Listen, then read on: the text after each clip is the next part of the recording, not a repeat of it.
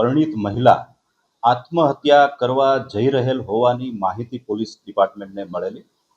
અમરોલી પોલીસની સંવેદનશીલ અભિગમ સાથે તાત્કાલિક મહિલા સુધી પહોંચી તેનું કાઉન્સેલિંગ શરૂ કરવામાં આવેલું અને આત્મહત્યા જેવું આત્યંતિક પગલું ન ભરે તે માટે તેણીને સમજાવી અને ખૂબ જ સંવેદનશીલ રીતે તેનું કાઉન્સેલિંગ કરવામાં આવેલું.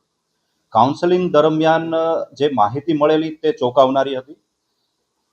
જે પરિણીત મહિલા છે તેને બિહારના સિવાનના એક મોન્ટુ ઉપાધ્યાય નામના વ્યક્તિ સાથે ઇન્સ્ટાગ્રામ પર પરિચય થયેલો અને ઇન્સ્ટાગ્રામ પર મહિલાને ફોસલાવીને કેટલાક અભદ્ર વિડીયોનું સ્ક્રીન રેકોર્ડિંગ તેના દ્વારા કરી લેવામાં આવેલું અને આ રેકોર્ડિંગને તેના સગાવાલા અને પતિ સુધી પહોંચાડી અને આ મહિલા પાસેથી અન્ય માગણીઓ તેના દ્વારા શરૂ કરવામાં આવેલી.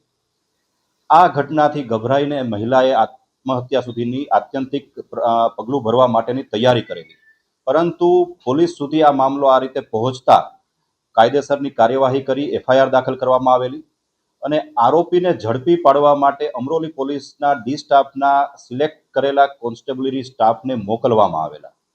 શરૂઆતમાં બિહારમાં સિવાન ખાતે અને તેની આસપાસના સ્થળે અમરોલી પોલીસની ટીમ દ્વારા તપાસ કરવામાં આવેલી.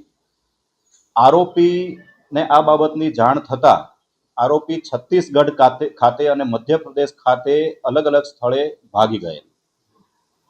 અમરોલી પોલીસની આ ટીમ દ્વારા છત્તીસગઢના એક વિસ્તારમાં આરોપી હોવાની માહિતી મળતા ત્યાં વેશપલટો કરી એક તળાવના કાંઠે 4 દિવસ સુધી વેશપલટો કરી અને પડ્યા પાથર્યા રહેલા અને હ્યુમન ઇન્ટેલિજન્સ અને ટેકનિકલ સર્વેલન્સના કોમ્બિનેશનના આધારે આરોપીની ધરપકડ કરેલ છે. આરોપીને હાલમાં ધરપકડ કરી ગુજરાત સુરત અમરોલી પોલીસ સ્ટેશન ખાતે લાવવામાં આવેલ છે અને તેની વિરુદ્ધમાં કાયદેસરની કાર્યવાહી હાથ ધરવામાં આવેલ છે.